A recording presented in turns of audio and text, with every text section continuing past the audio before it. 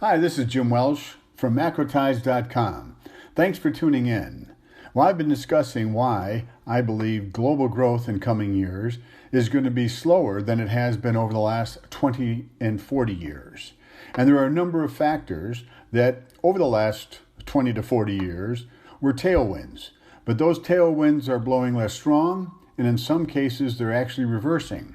Trade, for instance, we're seeing trade become less free and a rise in protectionism. The working age population in many major countries like Europe, Japan, China are all contracting. Monetary policy was a very effective tool in managing the business cycle going back to 1950. It has lost its effectiveness, and the net result is central banks have been forced to replace traditional policy rate adjustments with negative interest rates. We're now going to look at the boost that historically has been derived from fiscal policy. After World War II, policymakers were able to deliver a 1-2 punch to pull an economy out of recession. Central banks would lower their policy rate, so lower borrowing costs could spur housing and car sales. The politicians would provide a boost by running a budget deficit, normally by cutting taxes to put more after-tax money in consumers' pockets and increasing government spending. This prescription always brought a sinking economy back to life, but the effectiveness of fiscal stimulus is not what it used to be. According to the Institute of International Finance, each new dollar of debt is generating less GDP growth than it did 20 years ago. In the decade from 1997 to 2007, a dollar of debt provided almost $1 of GDP growth in emerging market economies, excluding China. In China, a dollar worth of debt generated about 60 cents of GDP growth. But in advanced economies, that shrunk to just 30 cents in cases like the United States, the European Union, and Great Britain.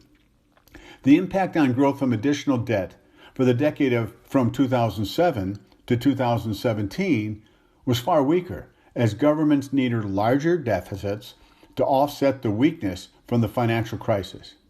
In the decade that ended in 2017, emerging market economies experienced an increase of 60 cents of new GDP growth for each new dollar of debt, down from $1, while China's boost fell to 24 cents, and in advanced economies, it dropped to about 20 cents.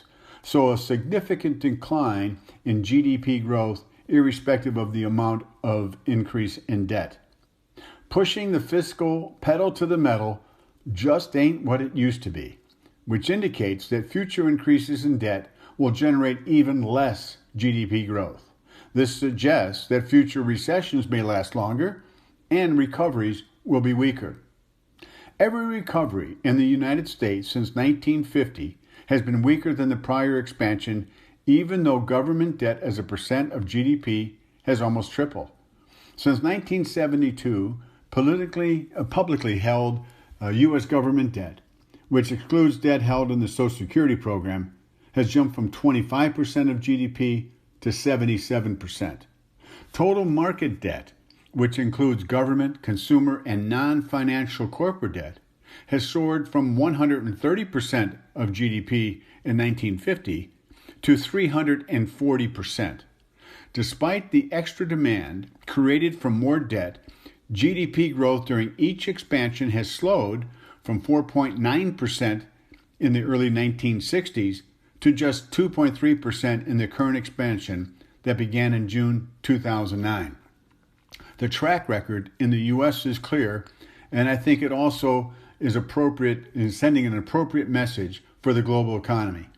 The diminishing economic boost from fiscal stimulus is another reason why global growth will be less in the next decade and beyond. Thanks for tuning in. May something good happen for you today.